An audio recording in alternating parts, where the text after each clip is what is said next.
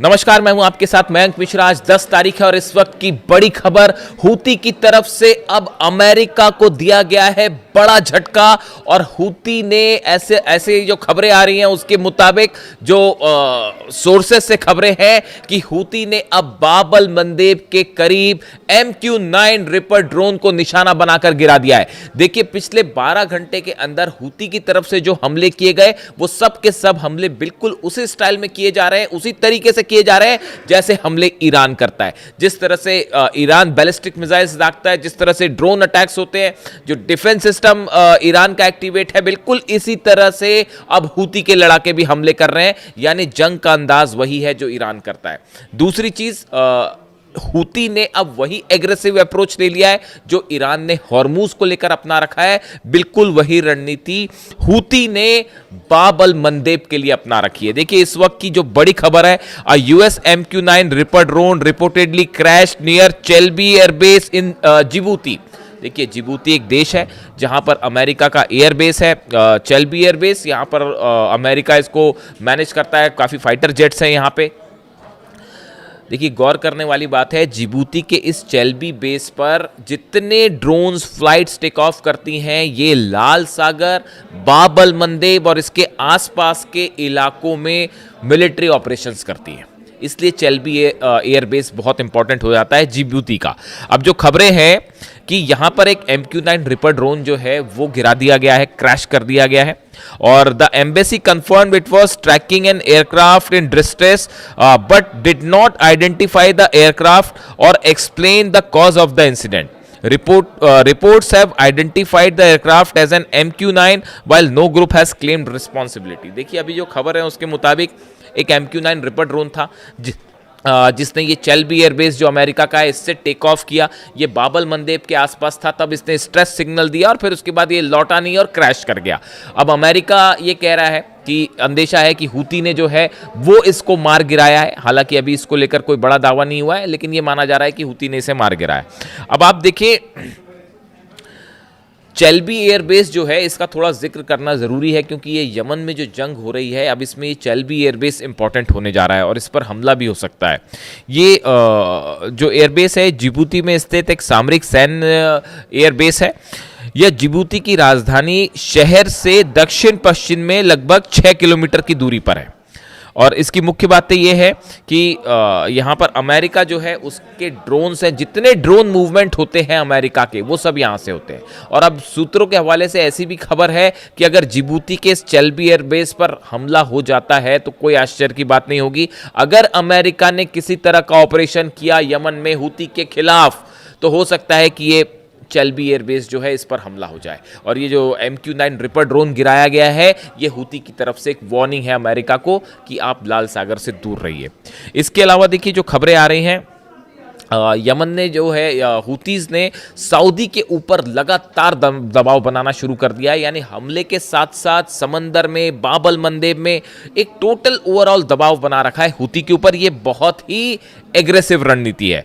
Yemen Houthis strike Saudi backed forces in Mokha with ballistic missile drone and releasing dramatic footages. देखिए, मोखा में जो हमला हुआ, यमन की सेना यानी सऊदी को, जो सऊदी बैक करता है जिस यमन की सेना को, उसके ऊपर हूती ने हमले किए। कैसे हमले किए मोखा में?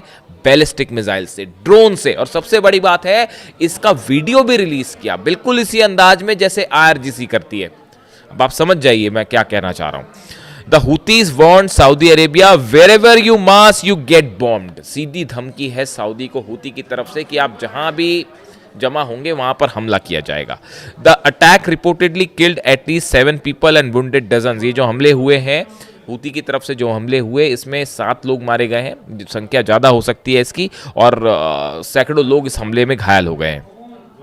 The Houthis also claimed a drone strike on an Aramco facility in Saudi Arabia। जज़ान में कल जो हुआ वो आप जान ही रहे हैं कि वहाँ पर धमाके हुए, ड्रोन स्ट्राइक की खबर है हूती की तरफ से। जज़ान में ऑयल फील्ड में आग लग गई। अब देखिए, हालात ये हैं फिलहाल कि बाब-अल मंदेब बिल्कुल उसी तरह से बंद है जिस तरह से हॉर्मूज खोलने के लिए ईरान ने अपनी नई शर्तें रख दी हैं।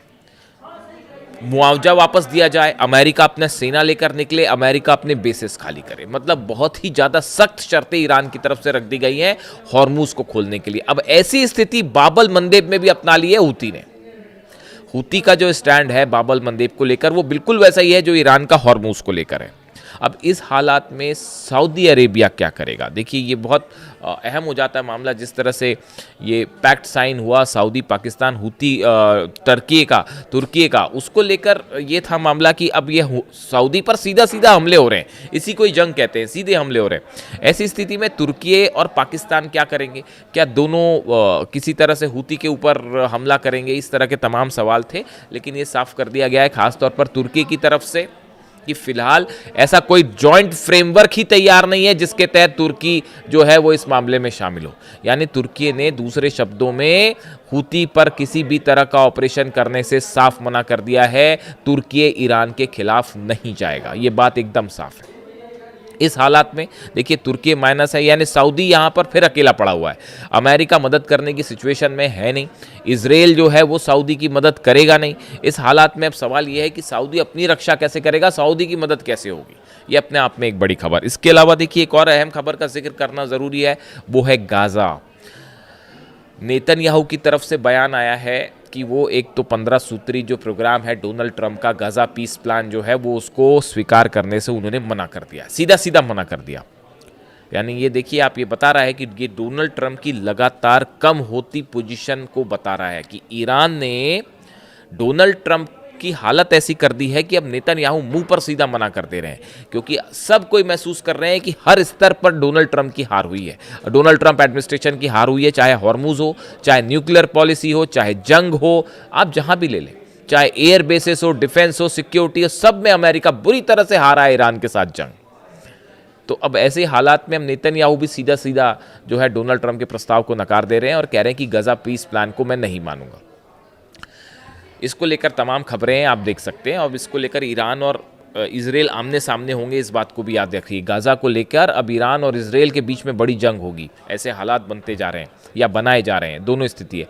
लेकिन जो गौर करने वाली बात है, जो असली बात नेतन्याहू ने कही, वो गाज़ा पीस प्लान को स्वीकार नहीं करते, वो तो एक बात है ही। उन्होंने अपनी बातें कही कि हमास हथियार छोड़े वगैरह वगैरह, वो एक अलग चीज़ें हैं। लेकिन जो गौर करने वाली बात है वो ये है, नेतन्याहू ये कह रहा है कि मेरे जीते जी एक फिलिस्तीन एक राष्ट्र नहीं बनेगा, एक राज्य नहीं बनेगा। ये अपने आप में बहुत बड़ी बात है।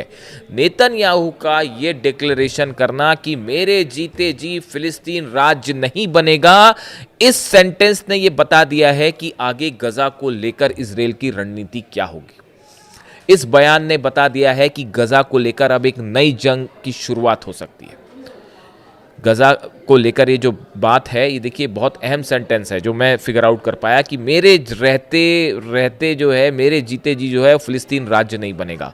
यानी ये एक बड़ा चैलेंज है जो नेतन्याहू दे रहे हैं और ये आधार रख रहे हैं एक नई जंग की। और ये भी बता दे रहे हैं कि गजा से ना फोर्स वापस आएगी, और अब ये भी साफ हो चुका है ना लेबनान से वापस आएगी ना गजा से आएगी, और सीरिया में भी जो इजराइल के ऑपरेशन है वो जारी रहेंगे। अब मुख्य सीट पर, ड्राइविंग सीट पर अब नेतन्याहू है, ना कि डोनाल्ड ट्रंप। डोनाल्ड ट्रंप पीछे होगा, नेतन्याहू स्ट्राइक करेगा। और प्लान है जितने ईरान के संगठन जो मदद कर रहे हैं उन सबको कमज़ोर करने का, चाहे हमास हो, चाहे हिजबुल्ला हो, चाहे हूती हो।